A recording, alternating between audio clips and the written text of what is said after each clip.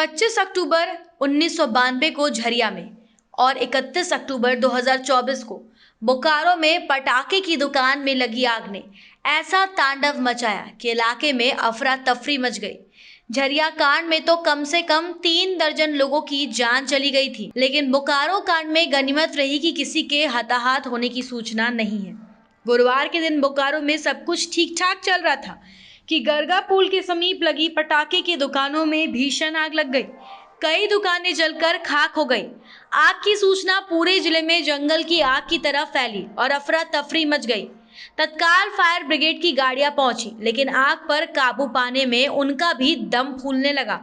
पटाखे की दुकानों में ताबड़तोड़ धमाके होने लगे। धमाकों की आवाज से समूचा इलाका गूंजने लगा। धुएं का गुब्बार आसमान में उठने लगा। धुएं के गुब्बार से पूरा आसमान भर गया। आग इतनी तेज थी कि उसकी लपटें दूर दूर से ही दिखाई देने लगी थी। दर्जनों दुकानें जलकर खाक हो गई। आग क्यों लगी, कैसे लगी, इन सब की जांच शुरू हो गई है। झरिया और बोकारो के पटाखे दुकानों में लगी आग का समय लगभग एक ही था। दोपहर 4 बजे के लगभग 24 अक्टूबर 1992 को झरिया की सिंदूरिया पट्टी में आग लगी और देखते ही देखते ये आग विकराल रूप ले लिया। सकरी गली होने के कारण लोग भाग नहीं सके और आग की चपेट में आ गए। उस समय झरिया बिहार में था। लालू प्रसाद यादव बिहार के मुख्यमंत्री थे। धनबाद के डीसी थे व्यास जी और एसपी थे अनिल सिन्हा। आग की सूचना पर भागे भागे प्रशासनिक अधिकारी घटनास्थल पर पहुंचे।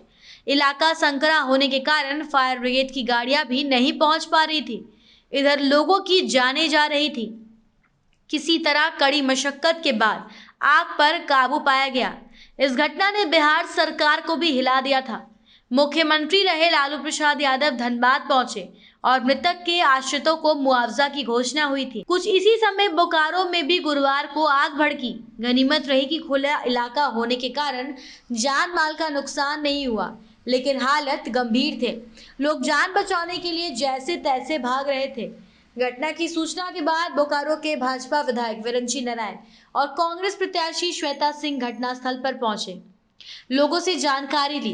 प्रशासन से नेताओं ने आपदा प्रबंधन के तहत मुआवजा की मांग की है। झरिया में भी दिवाली का ही दिन था और बोकारो में लगी आग भी दिवाली के दिन ही लगी।